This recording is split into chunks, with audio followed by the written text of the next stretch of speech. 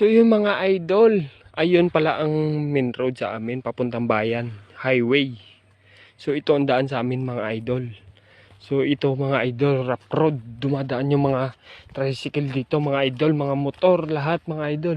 So ang bahay namin mga idol, layo pa dito. Andun pa mga idol sa bundok na yun oh. Yun, ito ang daan mga idol.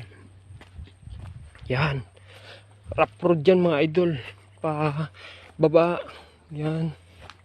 Tapos sa ahon pa dun mamaya mga idol.